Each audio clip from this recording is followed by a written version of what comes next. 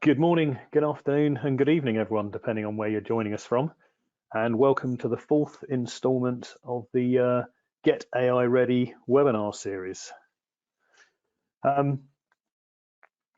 Here's what we'll be covering today.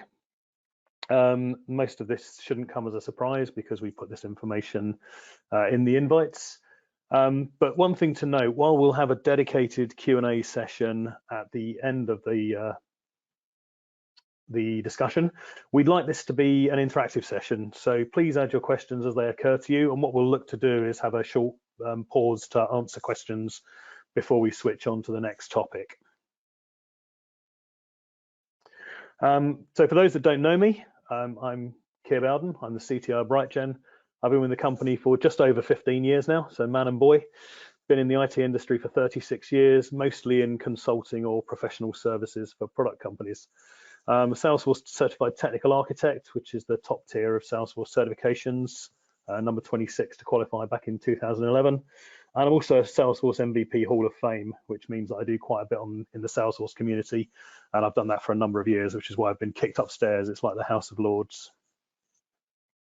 For those that don't know BrightGen, we're a Salesforce implementation partner. And in fact, in 2023, we were the Outstanding Implementation Partner of the Year, which was very nice. We've got a wide breadth of experience. We've got 500 certifications across the Salesforce product set. We work with all sizes of businesses across any industry sector. And we have three real strings to our bow. So we provide strategy and advising work, acting as a trusted advisor. We implement solutions, and we then carry out in-life service management of solutions that we've implemented, or sometimes solutions that somebody else has implemented. We've been around since 2006, and we became part of the Credera family towards the end of 2021. Now, for those who've been on these webinars before, this is a departure from our previous format for this particular edition, in that we won't have such a laser focus on AI through the Salesforce lens. Instead, we'll be kind of lifting up a bit and looking at some of the key considerations for the wider enterprise architecture point of view, so where your tech stack isn't necessarily entirely Salesforce. So with that in mind, I'm delighted to introduce my special guest for today, Marius Rubin, CTO of Credera. Marius, would you like to tell us a bit about yourself and Credera? Yes, thank you very much, Kier. It's great to be here. Thank you very much for letting me gate crash your webinar series. I'm Marius Rubin. I'm the Chief Technology Officer for Credera. I look after the UK technology business.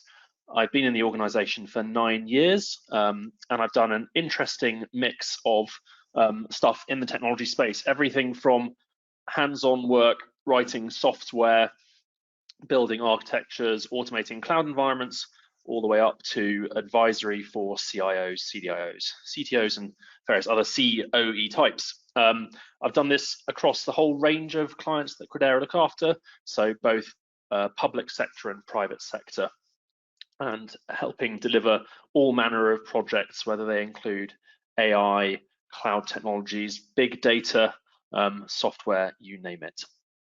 So it's maybe worth, if you're not familiar, talking a little bit about what Credera does, and this will sort of come through a bit in what I'll be talking about as well. So we are a global boutique consulting firm that help leading brands unlock extraordinary results. We offer a range of services across strategy, cloud, transformation, data and AI, MarTech, and engineering. You'll note those are all quite technology centric, and that is a lot of what we do, and it's certainly a lot of what I look after. We are based around the world with offices across the US, APAC, and Europe, including quite a few locations in the UK. I'm in fact broadcasting to you today from Leeds.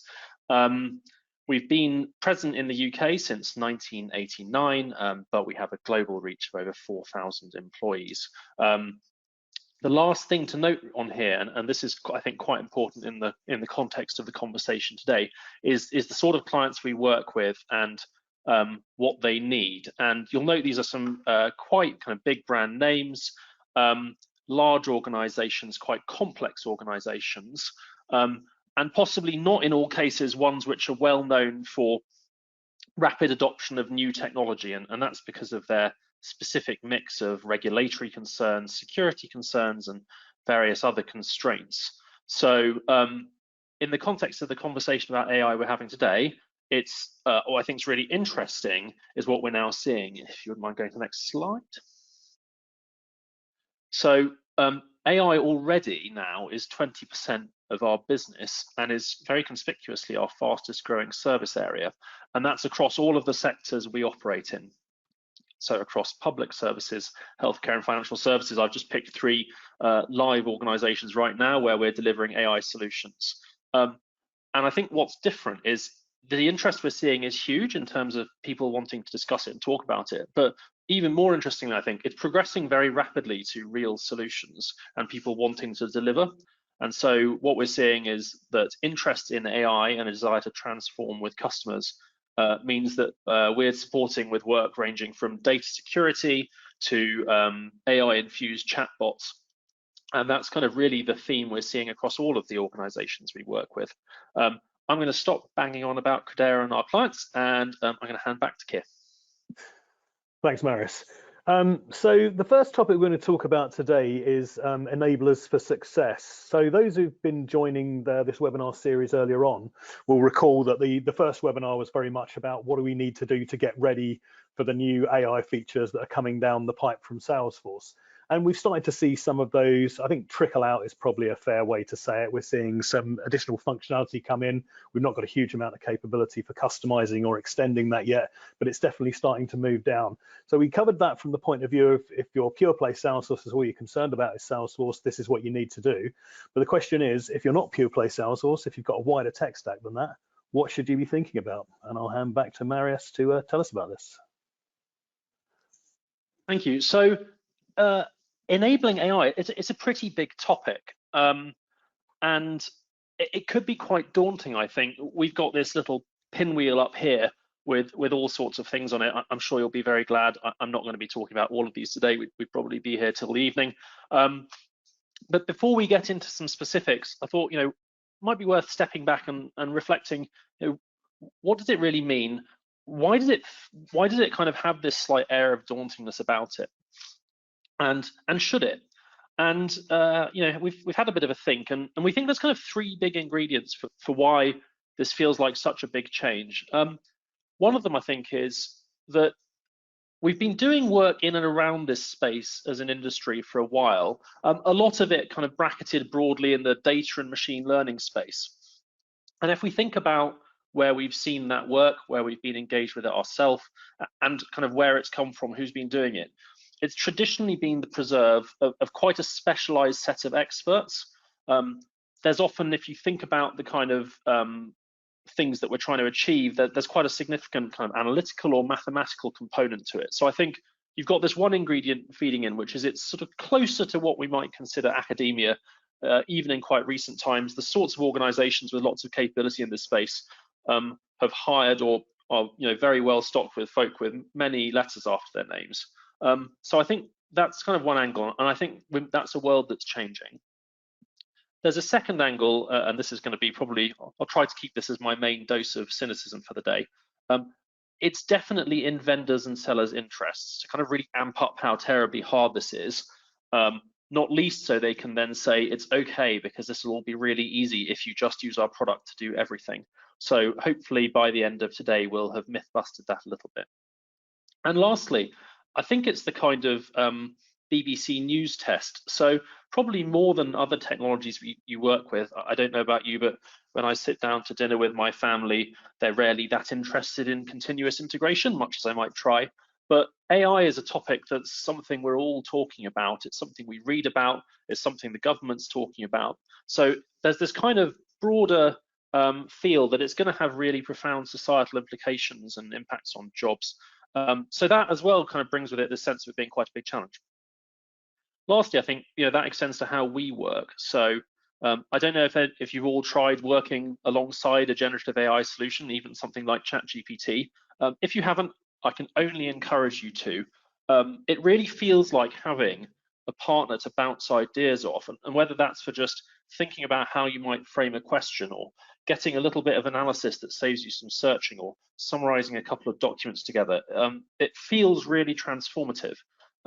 So I think that as well means we've got this sense that it's absolutely coming and we've got to use it. It's probably worth saying on this front, I wear another hat, which is looking after data protection in our organization. If you do want to try it out, you may not want to upload your own company data as part of that. But regardless, these capabilities are, they're very transformative already, and they're evolving all the time. So quite a lot to think about, but there's some good news, I think, for all of us in the roles we play. We've been here before. If we think about the open source revolution and how that affected the technologies we use, think about how much of our systems run on Linux machines these days. If we think about how cloud has completely transformed most of what we do, most of the use cases that we deliver, that's relatively recent. And I think we know that we can go through these big shifts which impact everything: security, deployment, people, architecture, engineering practice, legal, finance, all of this stuff. We know we can do it. We've been there before. So as I said, we're not going to talk about all of this stuff. We're going to spend a bit more time talking really about the technology components to this, the kind of main technology foundational considerations to make AI a success. And to get us started on that, I'm going to hand back to Kier. Thanks, Marius. So we don't have any questions, so I'm going to crack straight on with our next topic, which is the role of the cloud.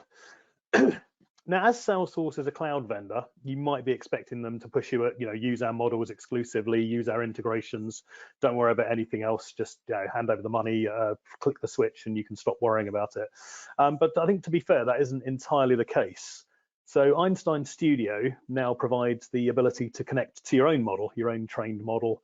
And also, after the events of the last few weeks, I'd imagine there's a few leaders out there wondering how reliant they actually are on a single vendor and whether that's a particularly good idea. It's currently limited to Amazon's SageMaker with the recent addition of Google's Vertex AI, but there will be more providers on the way.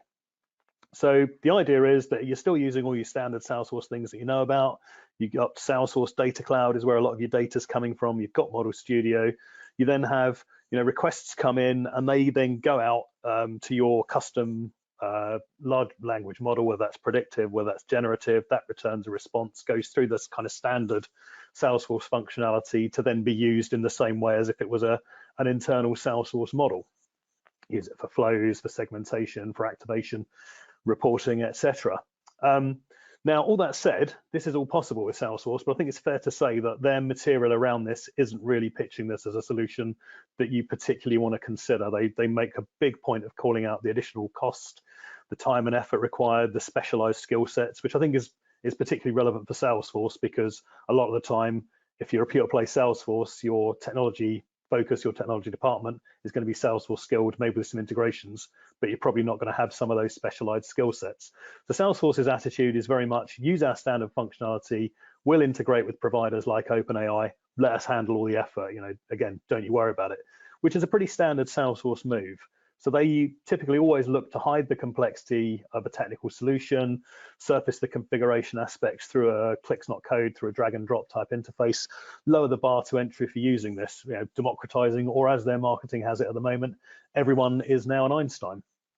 So looking at this from a Salesforce perspective, then it's all about leverage standard functionality. That's the shortest route to live. You don't have to do anything else.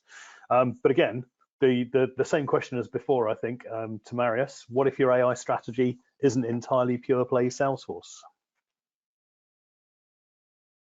So this is going to be a bit of the theme. Just tends to get a bit harder, I think, is probably what it means a lot of the time. And so in respect to cloud, I think the theme here really is it's very hard to imagine how organizations are going to get the best out of AI without that being a part of it. And that's not just organizations that have wholly kind of bespoke environments, but that's organizations that may well be users of Salesforce alongside a whole heap of other technologies. And so I think in terms of those foundations and how they're in place, it's put my sort of line in the sand. I think cloud has to be part of it. And there's a few reasons for that, which we'll sort of explore across these categories. So one of them, it's about the access to the scale that cloud offers and the scalability of it. So AI technologies, whether you're kind of at the more advanced end and training your own models on large volumes of data, or whether you're integrating that data as part of AI solutions, tends to require quite a bit of scale. The use cases, and if you want to use these technologies efficiently and as cost effectively as you can, also means you want to be able to adjust your consumption of it based on need and not have large amounts of compute ready to train all the time. So I think that kind of inherent feature of the solutions offered by the large cloud vendors, AWS, Microsoft, and Google, is a big part of it. There's also one other interesting angle, which is the kind of specialization of it. Procuring GPU, so graphics compute at scale, is very expensive. I think NVIDIA just reported a 260% increase in profit for their data center business this year. I'm sure they're very happy. You may want to make them happy too. But you don't necessarily need those things all the time. And most of the cloud vendors now are offering the ability to get that specialized compute on demand. So when you need a GPU, you can attach it to your machine, and then when you don't need it, you can detach it again, which is different to obviously purchasing that hardware and installing it yourself. So that's one bit. There's then also the kind of architecture possibilities that cloud enables and makes more straightforward. We'll get onto this a bit in some of the later slides, but the way you might look to use AI models doesn't just mean having one, and it doesn't just mean having one kind of data product. You'll often find that as you build more AI into the services you're offering, you'll end up with multiple different models for multiple different purposes. They might have different usage characteristics, so one might be consumed much more frequently as part of an analytic, or one might be part of a user-facing product that sees very high volumes, say at weekends or major shopping seasons. It's much more straightforward in a cloud-based system to carve up those capabilities and to deploy them separately. And lastly, we talk a bit about testing later. You may want to have multiple versions of the same service. Again, that's a lot easier when you're automating in technologies which kind of inherently allow you to scale and automate. Another component is, I've sort of called it proximity. You might think of it as latency as well. When you're offering something that's very data-centric as a service, and particularly for something where you've got people sitting at one end of it, so people interacting with your system who want to experience a really rapid service, they want to be putting in a question and getting the response back in ways that feel, don't feel delayed by technology. A big part of that is the slightly dry topic of where this stuff actually sits physically. Where does your data sit? How far does that data have to travel, or the subset of it have to travel to be pumped into your AI service? And then where does it have to come back to hit your web applications to be visible to the user? And so I think we'll see a lot of people wanting that to be co-located within their clouds to make that behavior really kind of seamless and rapid. And the last one is, I think it's kind of easy to say this about bespoke estates, but it's not just about the AI. So it's how you deploy it, sure, the scale you need to do it, where your data needs to be, but it's all that stuff that sits around it to make some of those technologies really consumable by your systems and by your products. And the richness of service offered by the cloud vendors and the kind of range of technologies you can deploy around your AI solution is really extraordinary, but also I think it makes it really compelling as a builder of technologies and solutions to have those readily available and integrated. And on the next slide, we've just got a little bit of a view of what that looks like. I promise there is not too much architecture in this presentation, and depending on how technological you like your architecture, you may not consider this sufficiently architectural, but bear with me. What we've got here is a very high level view of kind of where AI solutions conceptually fit within the range of services that you might offer to customers or to your own users. And you can see there's some stuff in light blue here, and there's some stuff in red, which is the AI bit. And if you think most of this is light blue or even dark blue, where it's still kind of existing, that you might have to do a bit of work on it, you'd be right.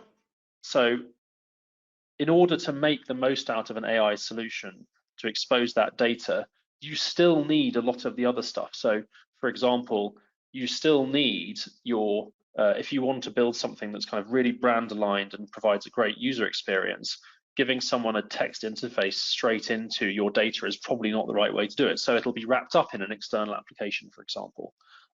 If you want to make sure that that data is secured and people you know are accessing the right information, and you're stopping them from, say, abusing your system as a great way for them to get enterprise chat GPT on your dime, well, that's where you start to think about things like API management platforms, again, where all the cloud vendors offer these to varying degrees of quality.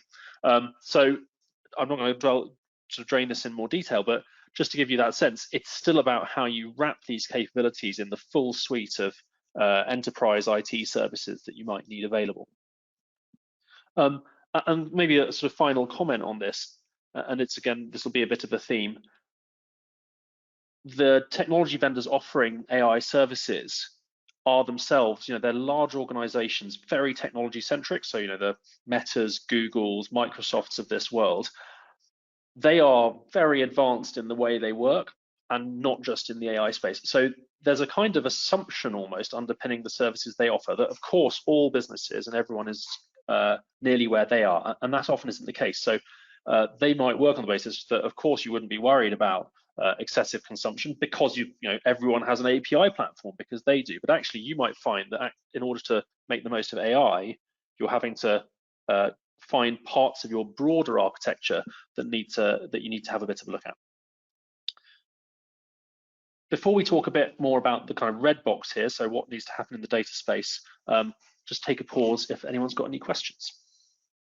So I've got one question, Marius, which is when you were talking about having multiple models, you touched on A/B testing. How does the generative AI present a challenge in A/B testing? Because the idea of these things is that they're not going to necessarily be deterministic. They're going to produce different results each time, even with the same prompt, depending on how creative you're asking them to be. That's a great question, and it's something we'll touch upon a little bit later. Yeah, generative AI solutions present an enormous challenge for testing, an enormous challenge for not just from a kind of does it do what I expect perspective, but is it working for me? And there's a couple of answers here.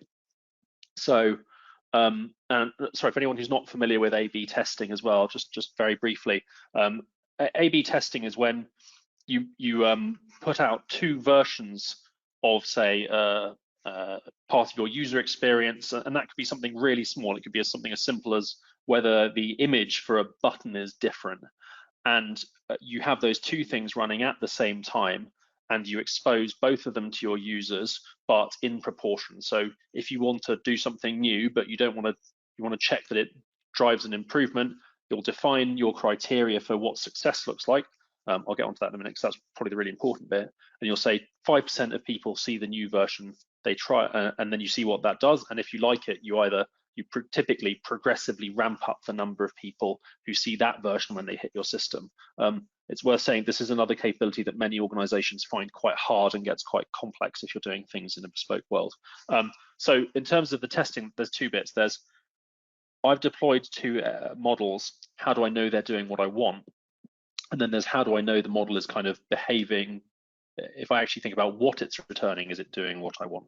So from an A/B testing side of things, some of this is just traditional. So if I'm mainly interested in is it achieving the right outcome, then my success test, in other words, is this A/B testing working? Sorry, is the version I've deployed working?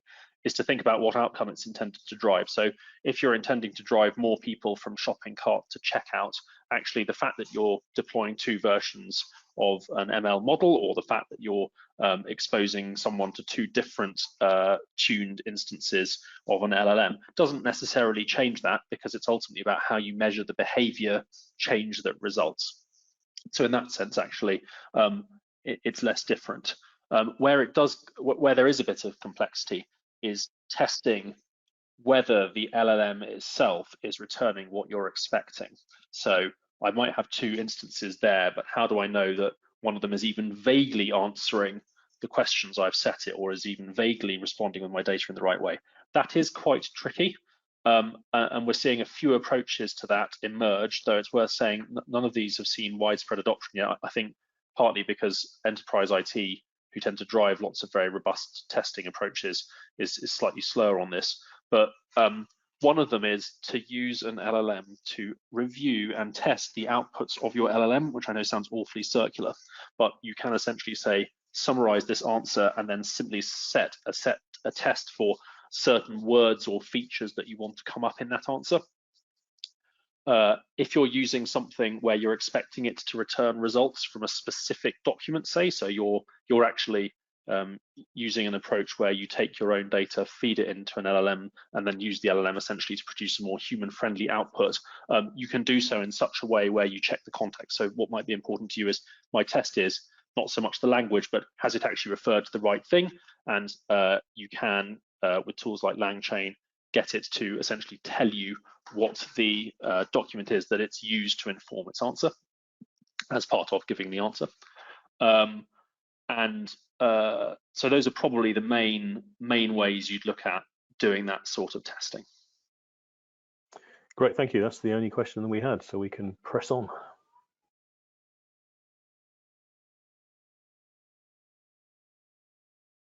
Right. So we have that little box in red that you saw on the previous slide, which talks about the data components. Apologies in sort of for this slide. I love a really noddy, simple architecture diagram. This is possibly one of the most simple ones I've ever produced. So also, sort of, if you're a fan of icons, this is my small shout out for the Noun project. I'm genuinely not sure how I do some of this without it.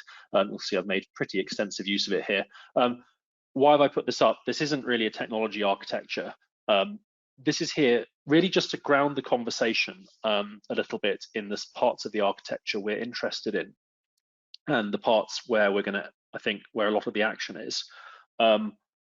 We have not, I think, been well served by conversation about this generally in industry, with people talking very generally about AI and very generally about sort of LLMs and what those might be.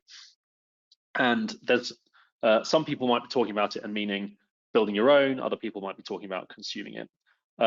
So we've, what I've put down here really is my perspective on actually where we're doing most of the work, and by we I mean where I'm seeing Credera's customers ask for work, but also where my hunch, and we'll see whether I'm right over time, on where we as technologists are going to find ourselves doing most of the work. And really it kind of fits into two big buckets in my mind. One is creating the models in the first place, and then the other part is integrating those into solutions. And so if you look at what needs to be done to get to a model in the first place, it's kind of summarized on the left-hand side in the red box. You need enormous amounts of data. So again, sort of Google Meta-sized amounts of information. You need highly specialized skills and people. You need enormous amounts of compute to build these models.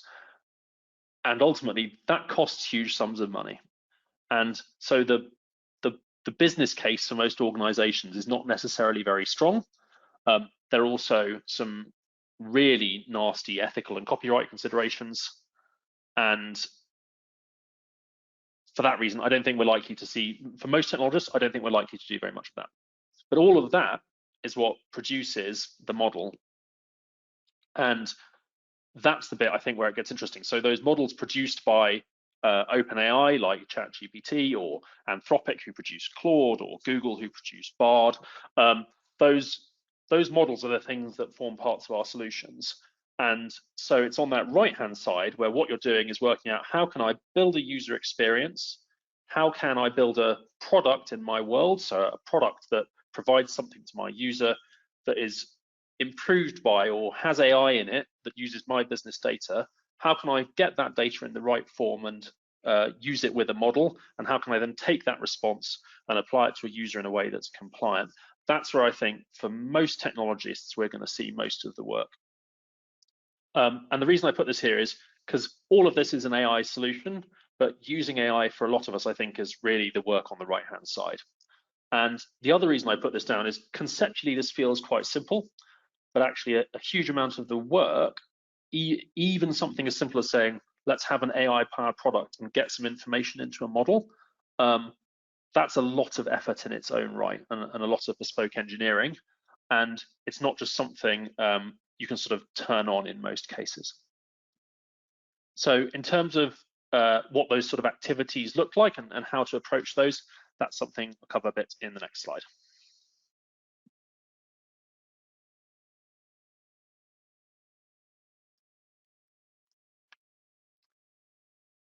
Hopefully everyone can see the screen still. So there are 4 big components to making your data ready to use with an AI solution. And you might notice some of these might seem a bit familiar and not that different to how we've thought about data before. So one part of it is, I mentioned you can't just point your data at an LLM and then off you go. So there is work to do in making data available to use with an LLM. You might hear people talking about things like generating embeddings. You might hear people bounce around terms like vector databases.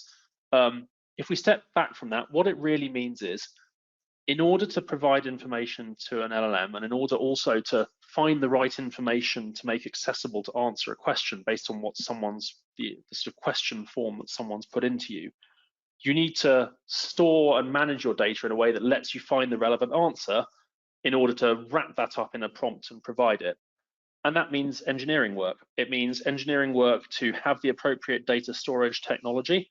And that means, say, specific vector database technologies like Chroma or Postgres extensions that let you achieve the same thing. And to do that, you need to work out not just, that you need to do it to your data, but actually, where are you going to start? It may not make sense for you to take all of your data and attempt to make it available in that way. For example, a lot of LLM use cases are often quite heavy on looking for text and documents. So you're going to have to go through a process of thinking, where is there the most value for using an LLM? What use case, what kind of behavior for my users, particularly with, say, a front end, is going to really transform their experience, and that will then drive what data I need to prepare and store and make available. So that's really important.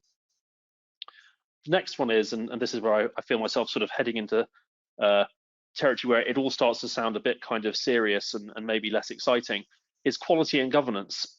It's incredibly important for analytics and has been already, but AIs don't fix it. Some of them can sometimes help spot things like discrepancies, so that's useful. But one of the actual things that I think that are getting harder in this world is that LLMs produce very convincing answers and may, if anything, obscure issues with your data. So not only do you have to prioritize and prepare your data, but you also have to think about whether you've got all the right controls in place to make sure that the quality of the information you have is appropriate, so that when you wrap it up in your answer, you're providing users with the right information. Another bit I think is quite interesting is the fact that, see, when people are using LLMs, if both you and other organizations are consuming a service like ChatGPT, some of that behavior is not very differentiated. Ultimately, you and other organizations are using that same service. So the differentiation is really in how you use it, and actually in what your data is that is still the differentiator. I think where this is really transformative is it makes it much more available. It makes it much more kind of usable to humans. So ultimately, it's about where, for example, you might know you have really valuable data or really valuable insight into your customers, or information that you might be able to allow them to use to understand themselves better. So, for example, you might have some quite obscure analytics that actually you might be able to say, what's a good example? If you're talking about someone's financial health, it's one thing putting up, say, graphs of the performance of their pension fund, for example, but if you can ask them, if they can interact with it in a way and simply ask questions about how has it performed this year and get a human text response back, that's really transformative. But the transformative thing there is that you've provided a great experience around information you hold. And the last part is platform. Particularly for the sorts of organizations that Credera work with, many of them have been working on and building data platforms of various sorts for many years. That doesn't go away in this world. So if you think about that it's your data that needs to be used for an with an AI technology, not a kind of single AI solution that solves it for you. That platform component is really important. And one thing to really draw out, it's not just about having all your data sitting in some storage. It's capabilities for cataloging that data and understanding the data sets. So if you need to, if you imagine you want to prioritize it, if you don't know what your data sets are, that's going to be really difficult. It's understanding what the specific access constraints are before you start exposing those to users. It's having quality metrics for those data sets. If you're tuning a model or training a model, it's about understanding what data sets have gone into that training in the first place. So the platform, when we think about it, it's not just some technologies to let you access or query. It's the whole range of stuff that sits around data as well that you need to understand. There is also a big part, which is how you work with the platform. So what ops capabilities does it enable? We're going to get to that in a moment. I've now spoken quite a while about these kind of broader bespoke concerns. It is different in the Salesforce world, so I'm going to hand back to Kier for that. Thanks, Marius, as I come off mute. Yeah, so data. We can't talk about data in Salesforce world without referring to Salesforce Data Cloud. So if that's something that you're not familiar with, if you're not from the Salesforce world, this is a hyperscale data platform that's built into Salesforce. It's a combination of data lake and data warehouse with capability to transform, ingest, transform, unify, harmonize data into a single view of the customer and interactions with them. So not so much a golden record. It's accepted that there may be, for example, multiple ways to contact someone. You don't have a single golden way to contact them. So it's basically a way of having a graph of information that reflects that customer, what you know about them, and what you've done with them, your interactions. And I think a lot of the time when there's a Salesforce product there to do the heavy lifting, it's easy to lose track of the fact that these are shared responsibilities. So Salesforce have built a product that does a lot of the heavy lifting around data preparation for you, but it doesn't mean that you can ignore the quality of your data. So everything you've just heard about in terms of quality, governance, differentiation, that still applies. So, the first thing you need to do is, do you need that data? Second thing, is it as clean as possible? Is everything populated that you need? And another key thing I think on data, and this is something we covered in the first Get AI Ready webinar, is to think about bias in your data as well. The old saying is, if you don't know whether there's bias in your data, there is, because there always is, because humans are biased, and even with the best will in the world, it's going to reflect some aspects of the people that were involved in this. So that's something to take note of as well, and to look to scrub the bias or mitigate the bias that is, sadly, undoubtedly there. And obviously that then can be used either to train your own model, if that's the route you're going, or in Salesforce world, that'll be grounding the prompt to a generic third-party model like an OpenAI ChatGPT. And as always, the better the quality of that input, the better the quality of the output that you're going to get from that model. Okay, so our next topic is engineering. So from the Salesforce perspective, I don't think there's an awful lot to say specifically around engineering for the AI features of the products, because it's not going to be any different to how we engineer the rest of the system. Configuration will be done mainly through the setup interface. We'll then extract that as metadata, and we'll deploy that to production via the metadata API. It'll be the same as for pretty much every other aspect of the Salesforce platform. Probably the key difference is the fact that this is service-based charging rather than a flat license you pay and you use as much of it as you want over that year. So again, that's the Salesforce view. Again, Salesforce taking away a lot of the complexity. There's only so many things you can change. Also means you are in a constrained environment. There's a limitation to what you can actually do and how much you can kind of configure, bend this. So again, I'll hand back to Marius here to take a look at what engineering means if you're in a larger tech stack than pure play Salesforce. Thank you, Kier. And this is another one of those ones where I'm going to sound like I'm saying, oh, it's awfully difficult. It is challenging, and this kind of goes back to points I made earlier about the assumptions that are made by the providers of these services about how their customers work. Engineering, so the practice and how we approach building technology has a lot of work to do here. Kier, I think, was very kind to OpenAI earlier when he talked about some of the decisions that organizations might be making about how they consume these services based on their recent disruption. I'm going to probably be a bit stronger than this and say the maturity of service offer by AI vendors is not on a par with the maturity of offering from, say, infrastructure providers or large SaaS providers. This comes in a couple of forms. One of them is they change the way their services behave in sometimes quite an uncontrolled fashion. Even today, we've seen that people consuming GPT-4 are observing it starting to respond differently to questions based on a configuration change where they've tried to constrain the volume of information it sends back. So suddenly people aren't getting snippets of real code back, they're getting comments saying, put your code in here, not massively helpful. So there's very rapid change on the side of the vendors in terms of how a service behaves, but also very rapid change in the range of services and the new versions of those. This is a real challenge, I think, for organizations that like to follow a slower and more regulated timescale. The speed of capability development means there's a real incentive to use newer versions quickly. We're being exposed to this amazing evolution in the industry, but that's really difficult to respond to if the whole rest of the way you approach delivering technologies does not move that quickly. And so if you weren't already on a journey which involves significant automation in your estate, and by estate I mean how you build and deploy the full range of technology you offer, so everything from the cloud infrastructure up to the software itself and the models, this really creates a strong incentive to do that, or at the very least to do it in the areas where you're integrating with these services.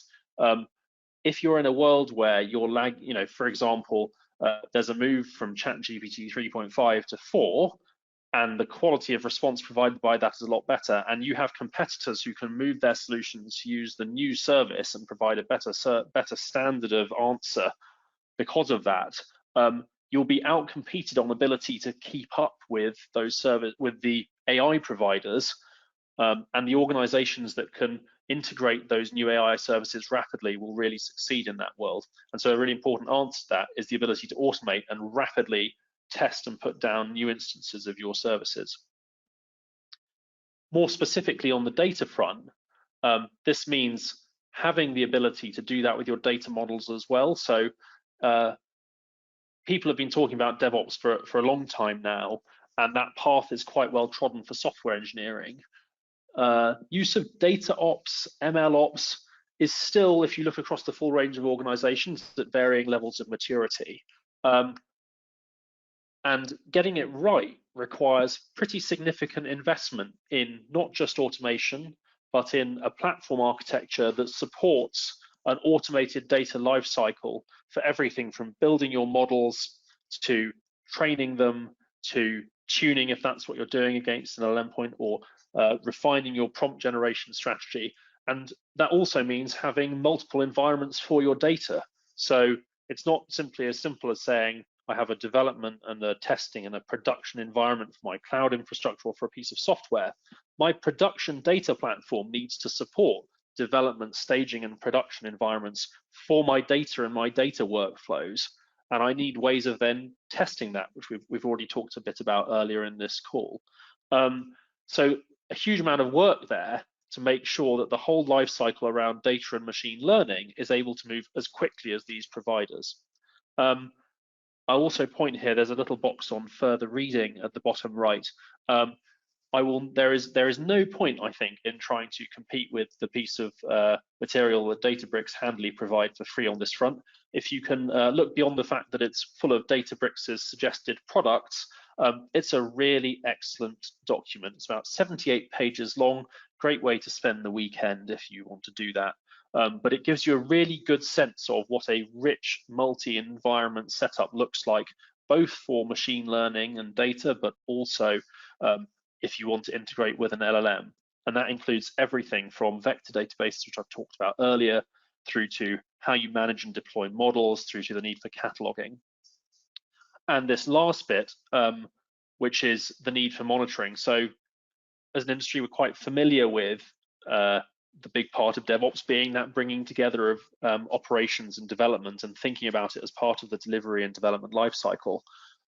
When you're deploying models, it's not enough to drop them in production and expect them to behave the same, not least because you may not have been able to train them or test them on people's real data, particularly if there's a lot of personal information in there.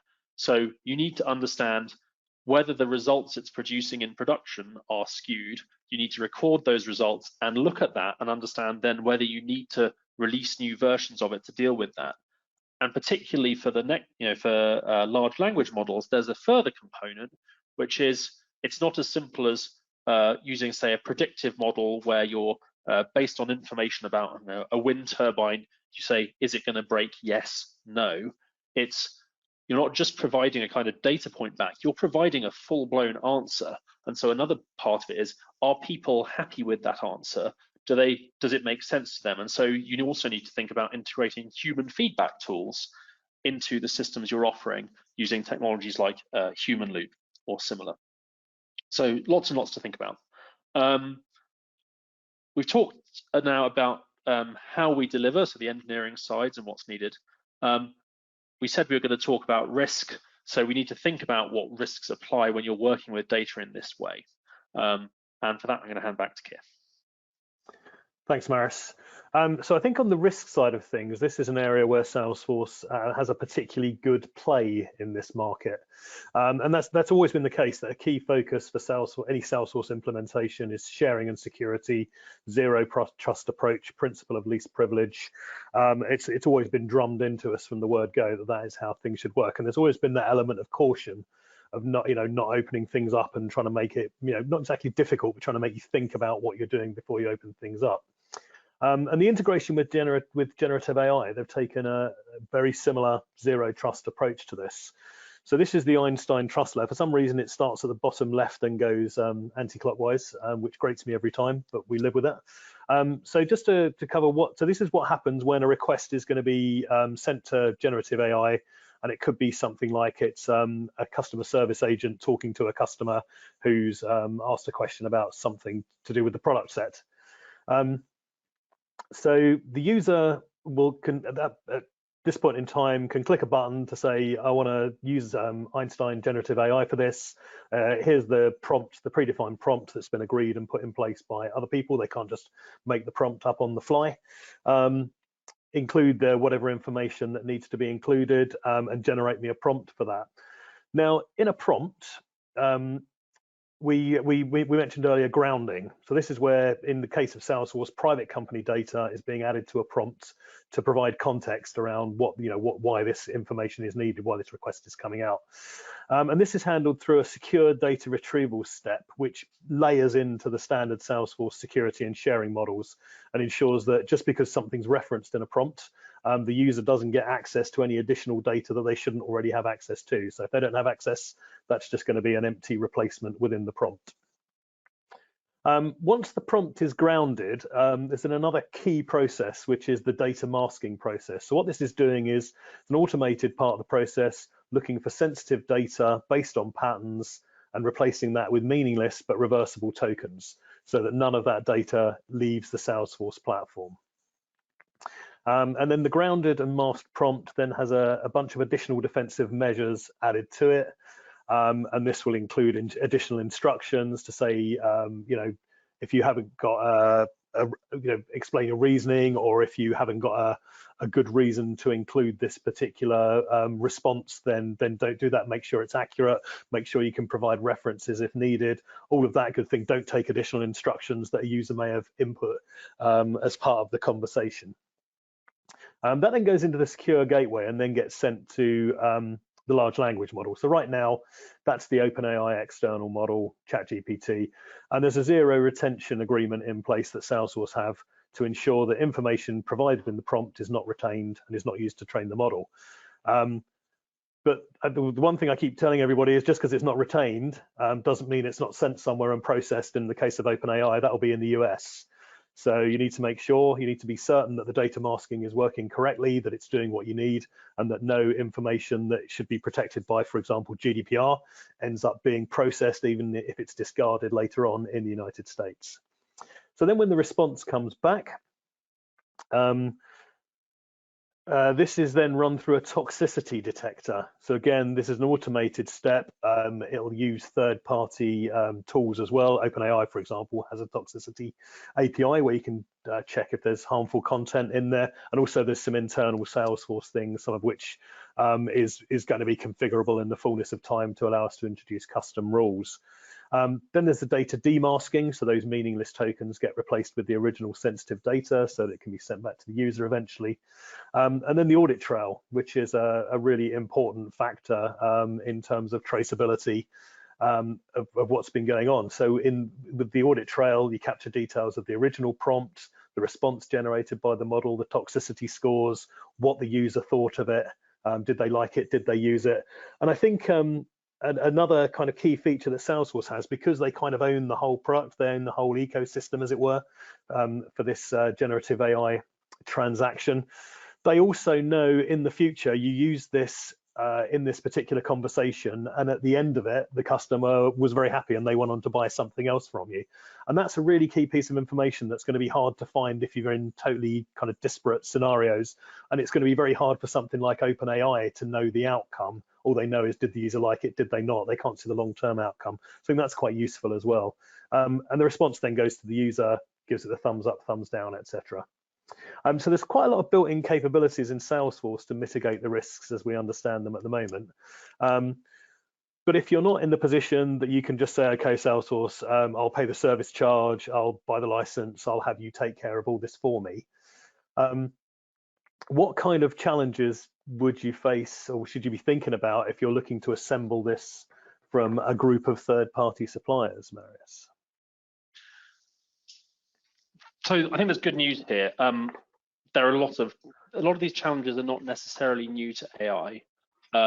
Also conscious that we are getting towards the end. Don't want to end on a massive downer talking about risks.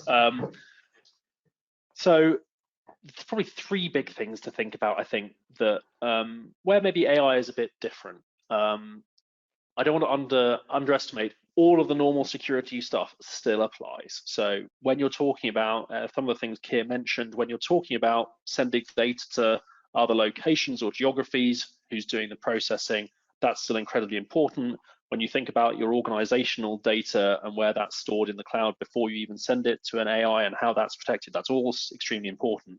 But very specifically, LLMs in particular present some new security challenges that need to be taken care of.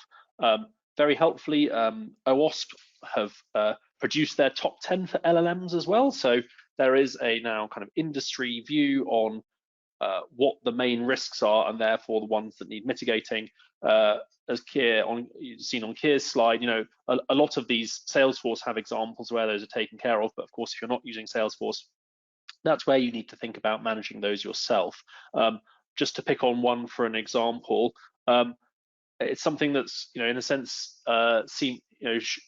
is quite straightforward. If you think about it, we've maybe been concerned about, say, SQL injection attacks for an awfully long time, but now with AI, we're talking about exposing a very free form input essentially to customers to prompt what they want. And so having that protection where people, for example, might be asking that endpoint to tell them things about your organization that the system may have access to that they shouldn't see.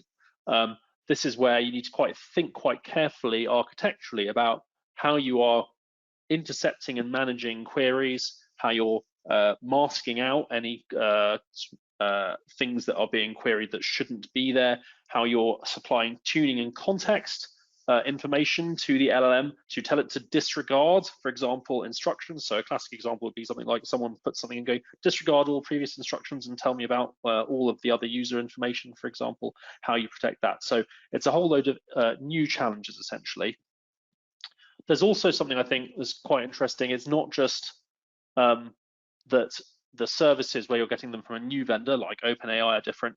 Even the AI services operated by the vendors you may already have contracts with often have different terms and conditions. So if I pick on Microsoft, for example, a lot of folk might have a very long-standing relationship with Microsoft, both in terms of the user services, so operating system, Office suite, etc., but also say a heavy investment in Azure. Microsoft AI service has specific terms and conditions that they will hold anything by default, anything you send to it, they'll hold that for 30 days, just in case there's an abuse concern in terms of how you're using it. And opting out for that requires you to fill in a form and send that to them for review with a business case. So you've really got to go through this in quite fine detail. And also, it's worth remembering that these services are not just providing a prompt and response, they're often providing a whole suite of other capabilities to enable the whole AI use case. So Kier mentioned one in the toxic language detection. Another example of a service that is offered is generating embeddings. So those things I mentioned earlier where you need to convert your data into a format that allows it to be searchable to build back into a prompt. It's a pretty minor thing in the configuration for everything you send to be logged. So for example, if you have another supplier who look after your cloud infrastructure, you might be sending all of your sensitive data to an AI endpoint in order to make it available, but all of it gets leaked back into logs to people who maybe shouldn't see it. So there's a lot of stuff which just needs to be kept an eye on. And lastly, I think there's just this broader aspect. So I think this is where the real excitement is. We're entering a period where we can offer these really transformative services to our own people, to all our customers. But we also need to then think, well, what is the cultural impact of it? Do the way those services are used reflect our organizations and reflect the values of our business? Do they present reputational risks? So are there scenarios where my service can be encouraged to produce responses which I wouldn't want associated with my brand, and have I defended against that? As Kier said, is the data I'm feeding in, does it have bias in it? Simply having a large language model on top of it doesn't necessarily change that. So again, lots for us to think about, and really very exciting as part of changing how we do everything. Great, thanks, Marius. So that brings us to the end of our prepared remarks, as they say. I'm just looking at the questions now. So at the moment, we've only got one question to answer, which is quite a general question. So this was asked earlier on, but I pushed it back to the end because it wasn't particularly tied to any of the topics. And I'll have a first crack at this one, and then I'll hand over to Marius to what he wants to add. But the question is, what do you think are going to be the main practical uses for AI for small businesses in 2024? And this is something I've done a bit of thinking about. We do have some customers who are small businesses, and I think it's going to be, the main focus is going to be helping people get big quick. It's going to be doing the first draft of the email. It's going to be pushing the information based on a chat with a customer. It's going to be pushing the information about the kind of products they might be interested in, all the problems they're having from the knowledge base. It's going to be doing the kind of the monotonous, the boring, the entry level stuff. It's not going to be doing the creative things for you, but what it's going to be doing is giving you a head start on those creative things and letting you make better use of your kind of unique human skills, as opposed to doing the things that are suited to automation. Anything you care to add on that, Marius? Yeah, I think that's a big part of it. I think there's one other interesting thing. It's it relates to what you mentioned, and that getting big side. A real challenge in organizations, smaller ones that are scaling, is really big companies employ things like full-time knowledge managers and information compliance managers. And so bringing in new people can be really hard. Their time to productivity can be quite lengthy in a small business because so much of what happens day to day is dependent on people's knowledge of the organization that they've built while they're there. I think probably the most powerful use of AI in small businesses is going to be in making corporate knowledge, making corporate history instantly available, so that someone potentially on day one even has they can fully operate as and communicate as someone who's been at that business for a while. They can sell with a full knowledge of services without having to go and ask questions about where material is, or rely on just kind of embedded long-term knowledge. And that's also, it does apply to large businesses as well. But that's something that we're in fact, in our how we're delivering as well. We're in the UK organisation is a medium-sized business, and it's already proving really transformative for us. Excellent. Right, so that brings, so we haven't got any more questions, and we're just at the top of the hour. So I think that brings us nicely to the end. So once again, Marius, thank you so much for joining us. Really appreciate hearing your point of view. Very interesting and informative. And thank you to everyone that took time out of their day to join us today. You'll be receiving follow-up emails with more details if you need to get in touch with anyone, if you want to talk about any of this in more detail. Yeah, I think we're done there. So thanks very much. Have a great rest of the day, everyone, and thank you for joining us. Bye-bye.